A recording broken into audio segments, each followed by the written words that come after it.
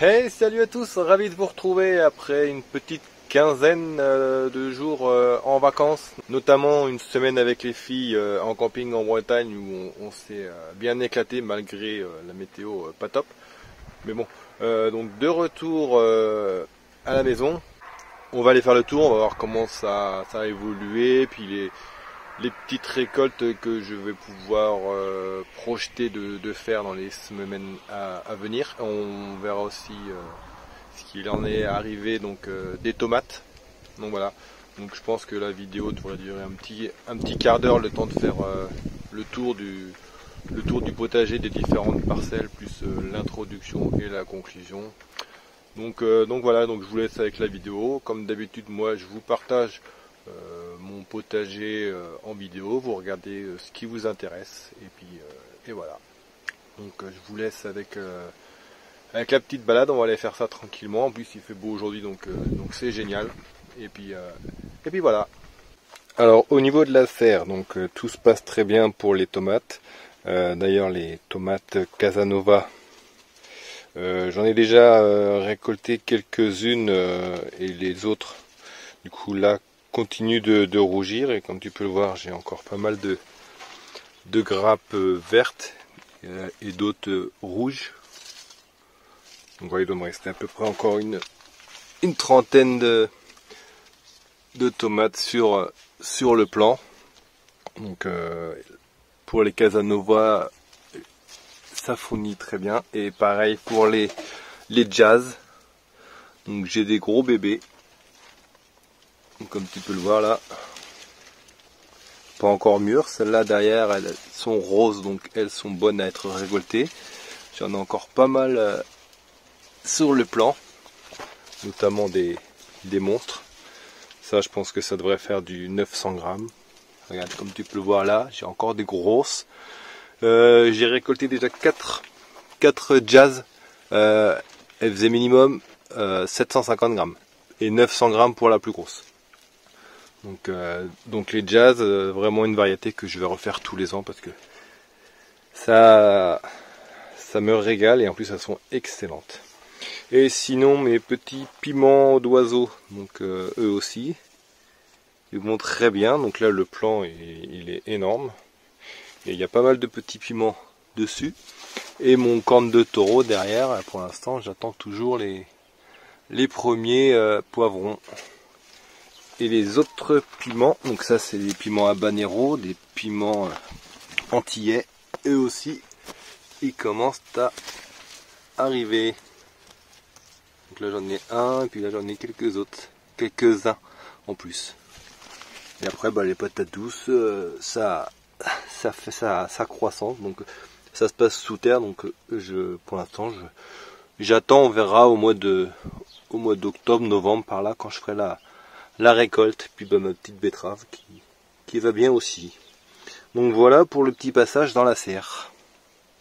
Au niveau du potager, on sent que c'est la fin, hein. Comme tu vois là, mes plants de potimarron commencent à fatiguer, donc toutes les feuilles commencent à mourir, et les potimarrons, j'en ai un peu plus d'une dizaine éparpillés partout, donc finissent leur croissance. Les tiges commencent à devenir brunes. Donc ça s'approche la récolte. Donc voilà pour les potimarrons. Et derrière mes poireaux, ils vont très bien. Et toutes les salades que j'avais plantées avant de partir en vacances, elles sont toutes montées en graines. Du coup je les ai toutes enlevées, je les ai mis en paillage. J'en ai qu'une là qui est pas montée en graines encore, donc je la laisse grossir pour l'instant. Et j'ai un gourmand que j'avais planté aussi là, un gourmand que j'avais récupéré, un gourmand de tomates d'un plant qui était affecté par le mildiou. Donc ça c'est des beautés blanches, et comme tu peux le voir, il grandit bien, il commence à faire des petites fleurs. Donc lui, j'espère avoir quelques tomates avant les premières gelées. On continue sur la grande parcelle, donc là je viens de récolter mes dernières courgettes rondes de Nice. Donc là aussi ça sent la fin, il doit rester une ou deux petites encore sur le plan. Et pareil pour l'autre plante de potimarron, lui aussi il est en fin de croissance pour les potimarrons. Donc j'ai plus rien hormis un autre gourmand de tomates, donc ça c'est de l'accordéon. Donc lui aussi issu d'un plant malade de mildiou, donc il va très bien. Et un autre ici, donc celui-là j'ai pas mis l'étiquette, donc je sais pas c'est quoi, mais un autre gourmand qui va très bien. Et après j'ai les poivrons là-bas et puis les maïs qui finissent leur croissance. Pour l'instant j'ai essayé de regarder comment était un épi et il manque encore un peu. Donc tu vois c'est les maïs multicolores, donc celui-là il manquait un petit peu, donc tant pis pour celui-là. Et petit poivron Purple Beauty que je peux récolter, j'en ai deux là.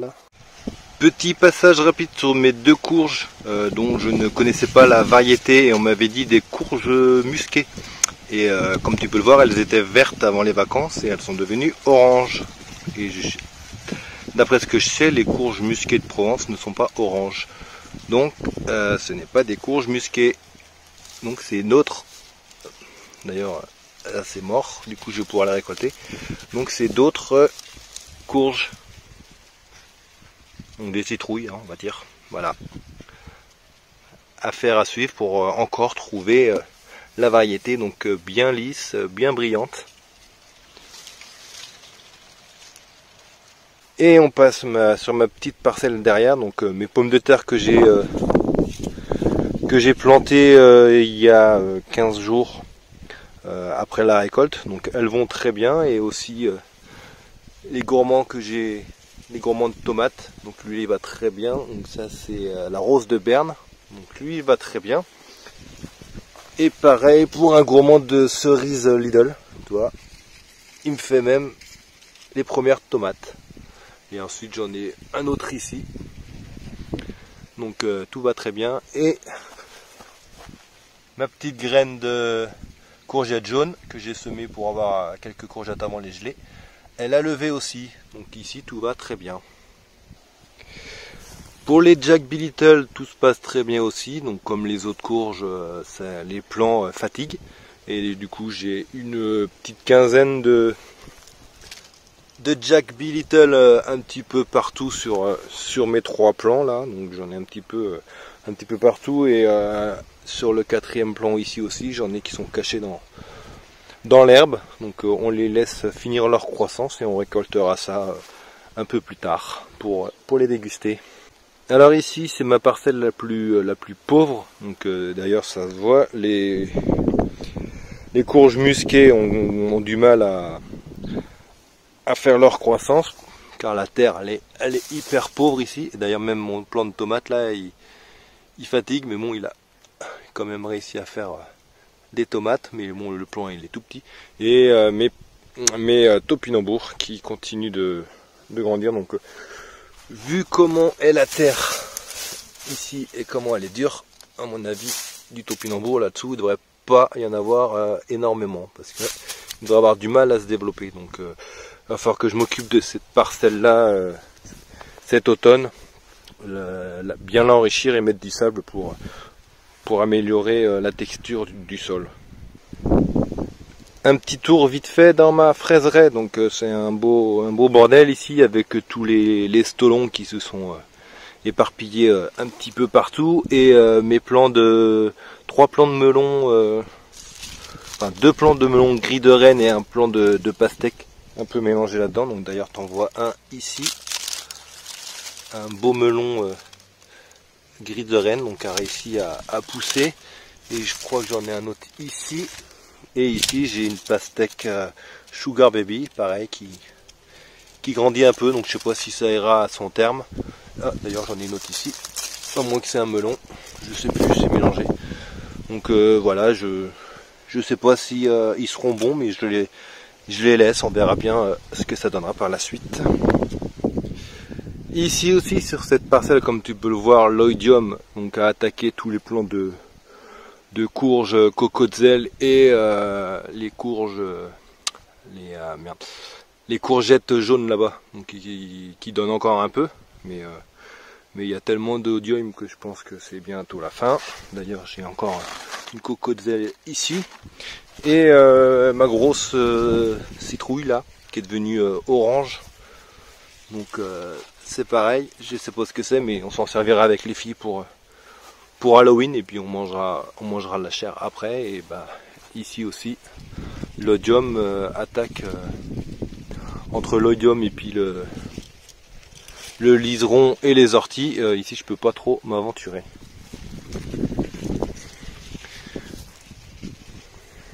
Sinon j'ai encore des petits poivrons là, donc poivrons California, des petits piments d'oiseau encore. Voilà, encore l'odium qui est bien présent.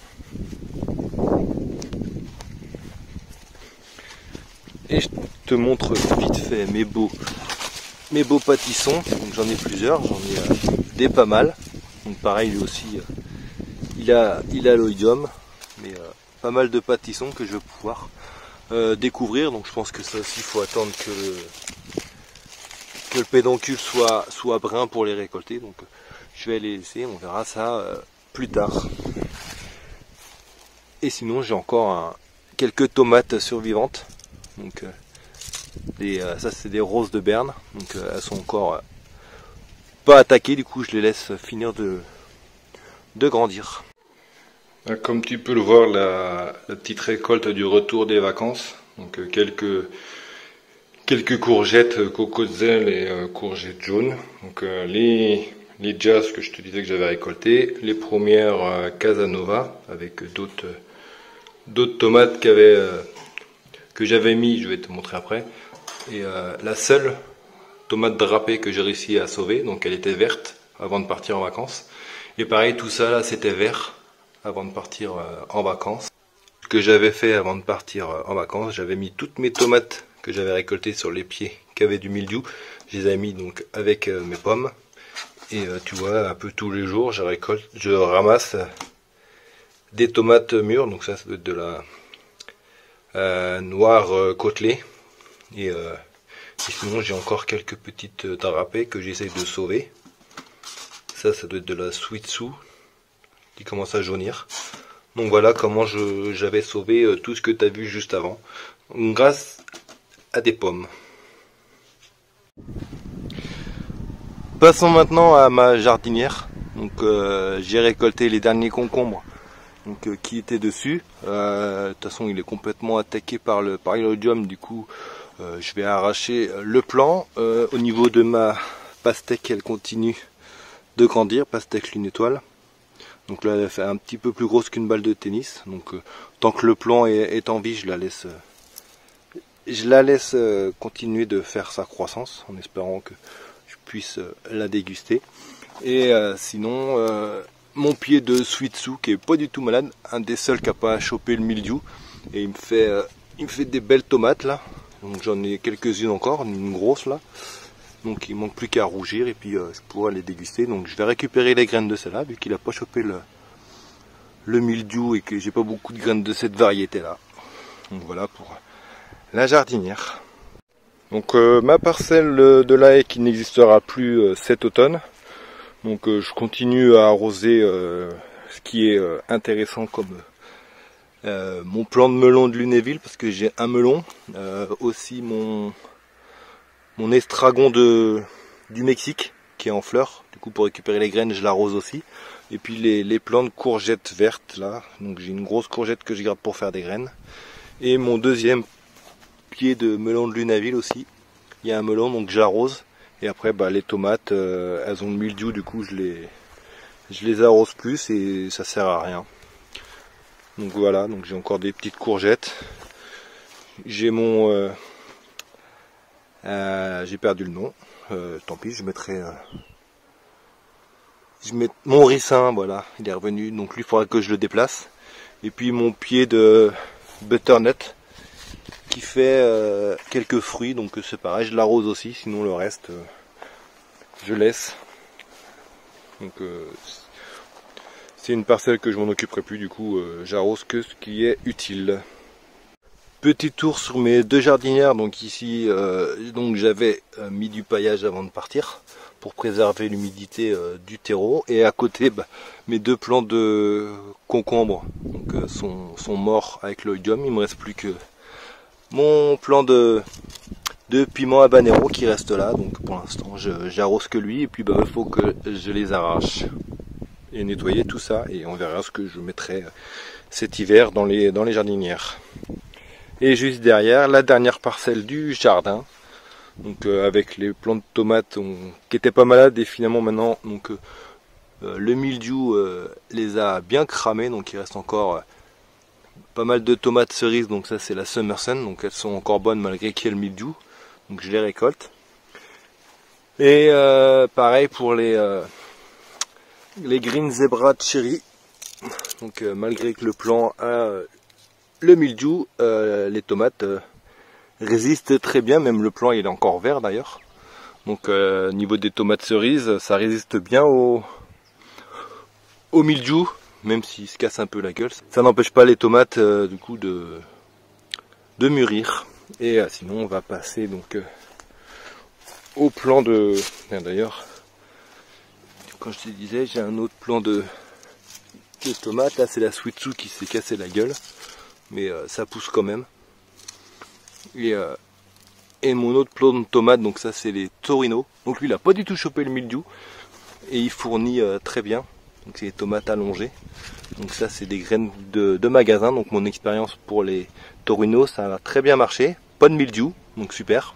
Pour garder les graines pour l'année prochaine.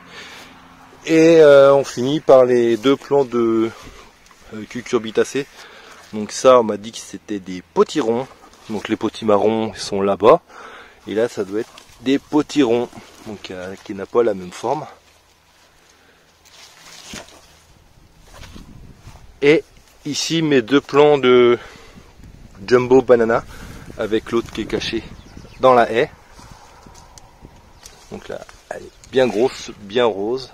Donc la pink, la jumbo pink banana, donc la couleur rose. Après la banana je pense que c'est pour la forme. Donc j'en ai une là et une autre ici qui est cachée dans les ronces. Aïe, on parle en ronces. Donc voilà, sinon toutes les tomates, c'est cramé, c'est mort, ça a chopé le mildiou.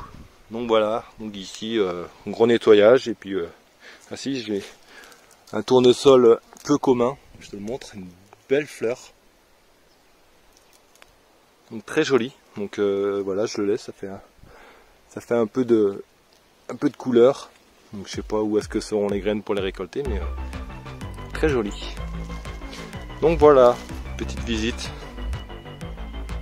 Bon ben voilà, une bonne petite visite. Comme tu as pu le voir, pas mal de plants sont en fin de vie, donc les concombres c'est fini. Les tomates, j'ai réussi à sauver pas mal de tomates qui étaient vertes. Et puis pour les gourmands que j'ai tenté de replanter, finalement ça part plutôt bien pour l'instant, hein. Donc pas de mildiou, et puis j'ai quelques petites tomates qui apparaissent, donc on va suivre ça dans les semaines à venir en espérant avoir une petite récolte. Les patates c'est pareil, ça pousse bien, donc si j'arrive à gratter 1 ou 2 kilos, je serais pas mécontent, hein. Et puis pour tout ce qui est cucurbitacées, comme tu peux le voir, comme tu l'as vu, j'ai pas mal de réserves, et encore j'ai pas ramassé tout ce qui est potiron, potimarron et les autres courges. Donc sachant que j'ai encore ressemé de la courgette jaune. Donc ça, les courgettes, je pense que je vais être tranquille. Les potimarrons et potirons aussi pour cet hiver. La grosse citrouille, ça sera pour Halloween. Donc voilà, et puis moi je vais dans les semaines à venir, je vais commencer à nettoyer les différentes parcelles, enlever tout ce qui est tout ce qui est plant mort, et nettoyer tout ça et remettre un petit coup de...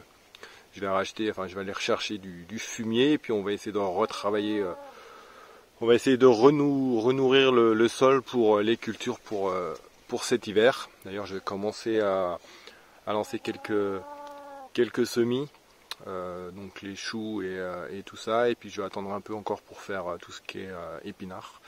Donc voilà, donc merci beaucoup à vous d'avoir regardé la vidéo, malgré qu'elle soit un petit peu longue, mais bon c'était le retour, il y avait pas mal de trucs à regarder. Donc voilà, donc je vous dis à la prochaine, je sais pas quand, parce que là, je sais pas trop ce que je vais faire. Il y a la reprise du travail et tout ça, plus la rentrée des filles, donc on va peut-être prendre un petit peu plus de temps pour la prochaine vidéo. Donc voilà, donc merci beaucoup à tous et à la prochaine. Ciao, bye bye.